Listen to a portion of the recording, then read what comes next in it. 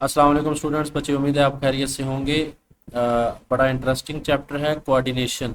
तो आपको बेटा इस चैप्टर में से, ये आज का लेक्चर है जो बड़ा इंटरेस्टिंग होने वाला है बेटा।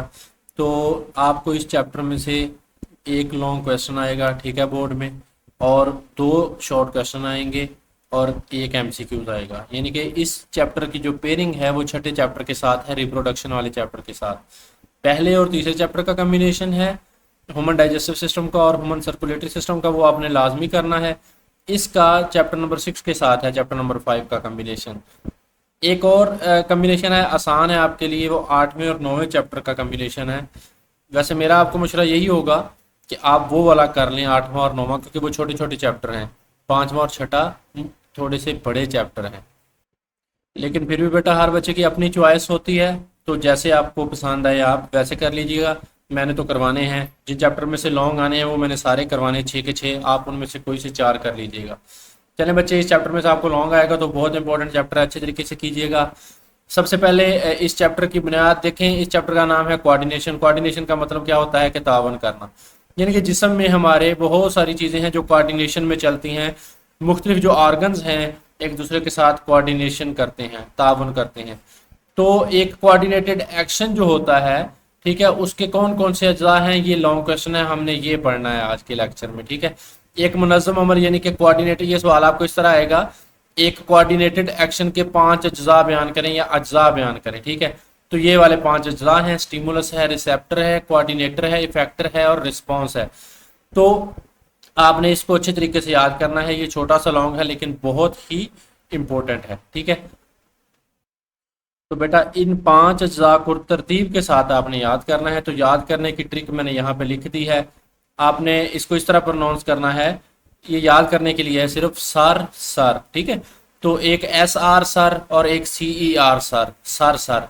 एस से हो जाएगा स्टिमुलस, आर से हो जाएगा रिसेप्टर, फिर ये वाला सी है जो इससे हो जाएगा कोऑर्डिनेटर, और ये जो ई है इससे इफेक्टर, और ये जो आर है इससे रिस्पॉन्स। तो सर सर आपने इसको याद कर लेना है इस तरह आसानी से। चलें बच्चे, अब हम जल्दी से एक मैं आपको पिक्चर की सूरत में बता देता हूँ कि ये 5 कंपोनेंट कौन से हैं, ताकि बाद में थ्योरी पढ़ना हमारे लिए आसान हो जाए। चलें बेटा, ये देखें, इस तस्वीर को देखें आप। तो 5 जो हैं वो कोऑर्डिनेटेड एक्शन के अज्जा हैं। सबसे पहला है स्टिमुलस, दूसरा है रिसेप्टर, तीसरा है बेटा कोऑर्डिनेटर, चौथा इफेक्टर है और 5वां रिस्पॉन्स है जो लास्ट पे है। अच्छा बच्चे, आप देखें कि मिसाल के तौर पर आपका दिल किया कि आपने सेब खाना है, ठीक है। तो जो सेब है ना बेटा वो स्टिमुलस है। यानी कि कोई भी ऐसा मुहर्रक, स्टिमुलस ऐसे मुहर्रक को बोलते हैं जो किसी रिस्पॉन्स का आगाज कर सके। तो सेब क्या हो जाएगा, स्टिमुलस हो जाएगा। तो जो चीज इसको कबूल करेगी, इसको देखेगी, वो आपकी आंख होगी। तो आंख क्या है, रिसेप्टर है। यानी कि रिसेप्टर का मतलब है कबूल करना, रिसीव करना। तो जो स्टिमुलस को चीज कबूल करेगी या रिसीव करेगी वो आंख है। उसके बाद बेटा ये रिसेप्टर से आपके न्यूरॉन्स के जरिए पैगाम जाएगा आपके दिमाग को या स्पाइनल कार्ड को। तो इनको हम कोऑर्डिनेटर्स बोलते हैं, दिमाग को और स्पाइनल कार्ड को, जो ये डिसीजन बनाते हैं, फैसला करते हैं कि आया कि ये मैंने स्टिमुलस को किस तरह आगे करना है, डील करना है। तो ये जो फैसला करेगा वो आपका दिमाग करेगा या स्पाइनल कॉर्ड करेगा, ठीक है। तो ये क्या हो गया, ये हो गया कोऑर्डिनेशन या ये हो गया आपके कोऑर्डिनेटर्स, ठीक है। तो बेटा कोऑर्डिनेटर्स क्या करेंगे, आगे कोऑर्डिनेटर पैगाम भेजेंगे इफेक्टर्स को। इफेक्ट का मतलब आपको पता होता है कि असर दिखाना। इफेक्टर आपके क्या होंगे, आपके जो मसल्स होंगे, ठीक है। तो ये इस मिसाल में आपका जो इफेक्टर है वो मसल होगा। यानी कि आप बाजू को हरकत देंगे, बाजू के मसल को, और आप सेब को पकड़ लेंगे। तो सेब को पकड़ना क्या है, एक रिस्पॉन्स हो जाएगा, यानी कि एक जो है वो जवाब हो जाएगा, एक अमल हो जाएगा जो आपने किया है। तो स्टिमुलस क्या था, सेब था, उसको कबूल किया रिसेप्टर ने, आपकी आंख ने। उनको कोऑर्डिनेटर्स ने, ब्रेन या स्पाइनल कॉर्ड ने क्या किया, प्रोसेस किया, और उसके बाद पैगाम भेज दिया इफेक्टर को।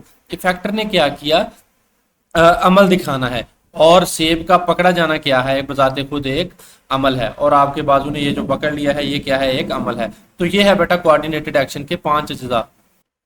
तो अब आते हैं हम अपनी असल बुक की तरफ। तो स्टिमुलस क्या था, अंदरूनी और बैरूनी माहौल में कोई भी ऐसा आंसर जो जिस्म में रिस्पॉन्स का आगाज कर सके, ठीक है, जैसे सेब था।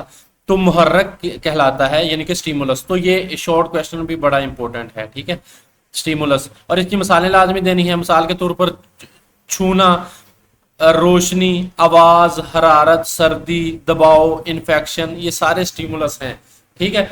आगे आगे जाके मजीद समझ आ जाएगी आपको। मिसाल के तौर पर अगर आपको सर्दी लग रही है तो जो आपके रिसेप्टर्स हैं वो इसको कबूल करेंगे, दिमाग में पैगाम जाएगा और दिमाग में जो आपके मसल्स हैं वो कांपना शुरू कर देंगे और आपकी जो सर्दी है वो कम हो जाएगी। सर्दी का कम हो जाना एक रिस्पॉन्स हो जाएगा।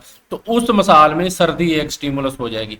जो मैंने मिसाल दी आपको उसमें सेब एक स्टिमुलस था।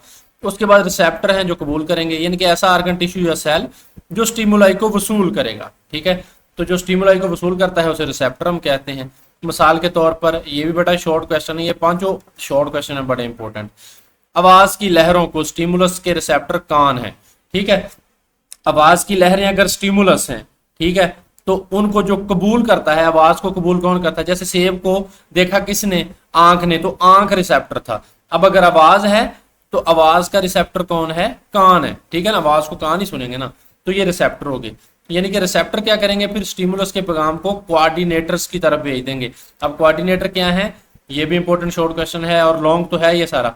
कोऑर्डिनेटर रिसेप्टर से मालूमात यानी कि इनसे वसूल करेंगे, फिर मुनासिब अमल के लिए मखसूस आर्गन्स को, जैसे बाजुओं को भेजना है, ग्लैंड्स को भेजना है पैगाम, उनको पैगाम भेज देंगे। नर्वस कोऑर्डिनेशन में दिमाग और स्पाइनल कार्ड कोऑर्डिनेटर्स हैं। तो ये कोऑर्डिनेटर्स की एग्जांपल हैं, दिमाग और स्पाइनल कार्ड। केमिकल कोऑर्डिनेशन में बेटा एंडोक्राइन ग्लैंड्स कोऑर्डिनेटर हैं, ठीक है। तो ये दो तरह की कोऑर्डिनेशन होती है, एक नर्वस कोऑर्डिनेशन होती है, एक केमिकल कोऑर्डिनेशन होती है जो हार्मोन्स के जरिए होती है, ग्लैंड्स करवाते हैं। तो जो नर्वस कोऑर्डिनेशन है उसमें आपके दिमाग और नर्वस सिस्टम में दो चीजें हैं ना, दिमाग और स्पाइनल कॉर्ड। और जो केमिकल कोऑर्डिनेशन होती है उसमें एंडोक्राइन ग्लैंड कोऑर्डिनेटर होते हैं। उसके बाद है बेटा इफेक्टर्स, जो इफेक्ट शो करवाएंगे। ये जिस्म के वो हिस्से होंगे जो कोऑर्डिनेटर के भेजे हुए पैगामात को वसूल करेंगे। इन कोऑर्डिनेटर ने, ब्रेन या स्पाइनल कार्ड ने जो पैगाम भेजा है उसको कबूल करेंगे और अपनी खसूसियत के मुताबिक अमल करेंगे। नर्वस कोऑर्डिनेशन में मसल्स और ग्लैंड इफेक्टर हैं। ये जो नर्वस कोऑर्डिनेशन है जिसमें दिमाग और स्पाइनल कॉर्ड शामिल है, उनमें इफेक्टर कौन है? तो मसल्स हैं और ग्लैंड्स हैं। और केमिकल कोऑर्डिनेशन में जिस्म के मुख्तलिफ टिश्यूज इफेक्टर के तौर पर काम करते हैं, ठीक है। तो ये कोऑर्डिनेशन पर डिपेंड करता है कि कौन सी है, आया कि वो केमिकल है या नर्वस है, तो उस हिसाब से इफेक्टर्स हैं। उसके बाद है रिस्पॉन्स। तो रिस्पॉन्स पता है आपको कि वो अमल जो कोऑर्डिनेटर से पैगाम मिलने पर इफेक्टर सर अंजाम देते हैं।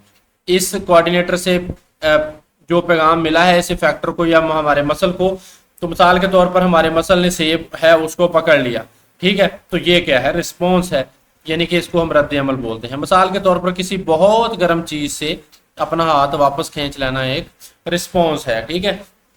आपको एक गर्म चीज के साथ सामना हुआ, आपकी उंगली उसको छुई तो वो स्टिमुलस था, गर्म चीज। आपकी उंगली क्या थी? रिसेप्टर थी जिसने उस स्टिमुलस को, हरारत के स्टिमुलस को कबूल किया।